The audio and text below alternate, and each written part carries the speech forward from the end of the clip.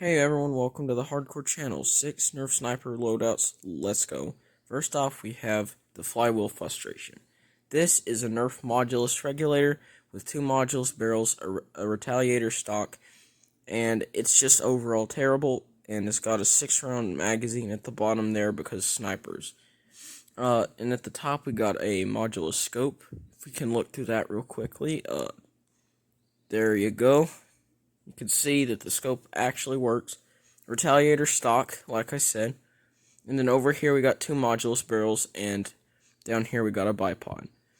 Now, this thing is called the Flywheel Frustration purely because it does not function like a Strife or any other blaster. It's the regulator, so the delay in the shots actually does not function like I want it to. But I think that the reason I put this on the list is because of how well it works with other module stuff. I called this one the Strife Shot. And I call this one its core blaster is a Nerf N-Strike Elite Strife, and I also put the same modulus attachments on there as well. So as you can see back here, we have everything. It's got everything that was on the Flywheel Frustration. Here we got the modulus stuff, we got the modulus barrels, we got a 6-round mag, sniper. We got 2 modulus barrels, there's a sniper scope up there. We have a bipod, regular retaliator stock. Yeah, everything as you can see here is here, just looking over the gun at this point. But yeah, I call it this, and I think this is one of the better functioning guns in this list because if you're looking for something that functions perfectly as a flywheel and don't have time to prime it, this weapon's for you. Anyway, let's move on to the next one. Next up on our list, there's the Long Strike Liberator. I call it this because of its extensive length compared to its core blaster, obviously the Long Strike. Now, there's no stock because it's built into the gun itself. But yeah, there's the access door. We've got a 6-round mag down here. I actually put everything on it except this. This I put here if you want to do some tactical running with the bipod down. So it functions as both. Obviously, there's the bipod retaliator barrel. I added onto both of these. I added onto one actually. There's the scope. Here's everything, and this is preferably one of the better ones because it was made to be a sniper in the Nerf franchise in general. And I just added on to this. No modifications were added. And I just think this is overall one of the better guns in this collection here. Let's move on. This class was made for its mobility, the Mobilizer. I call it this because of its small and compact size. And I added a retaliator barrel and a foregrip and a bipod to this to make it sniper status. But it does not come with a magazine, as you can see.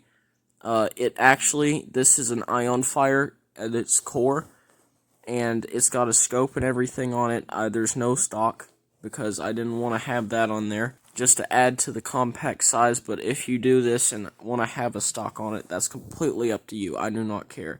But I just enjoy using this thing because it's, well, compact and easy to move, and it just functions like any other sniper would.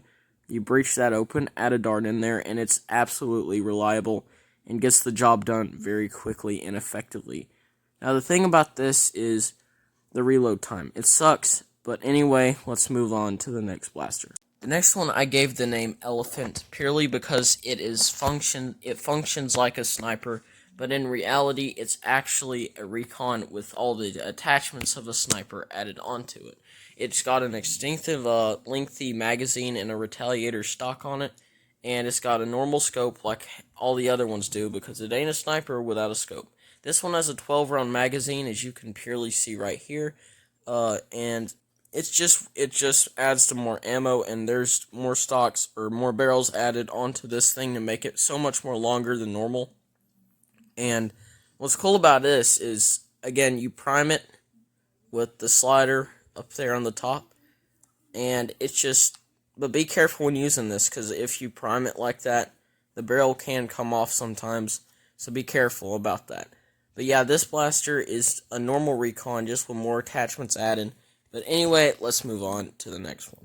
Now comes one of my personal favorites, the Antitank. This thing is kind of like a 50 caliber sniper rifle. It's got a 6-round mega magazine down here.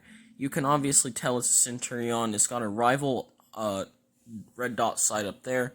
The bolt is extremely long, and there's a flashlight that I just stuck up on the front there. And we've got a bipod like a normal sniper would. Now, what I called this the anti-tank for was because of its extreme size and the size of the darts, like any anti-tank gun in real life would carry around. But it still performs extremely well, and I would recommend you get a Centurion if you're looking for a sniper that functions like any other would, and you're looking for a preferable size. And if you want something to kind of cosplay and have as a really large sniper for like war games and stuff, I recommend this because it can shoot over the length of normal Nerf darts. Anyway, let's go to our honorable mention. The final gun I have included onto this list I like to call the Rough Shot. The Rough Shot is obviously an 8-round blaster because it is literally just a rough cut with a sniper scope enabled on top of it, and there's not many things special about it other than the fact it's a shotgun sniper. And I just really think that that's cool if your thing is into, close range type combat. And this thing is perfect. Or you could just use a normal rough cut. Anyways, see you guys in the next one.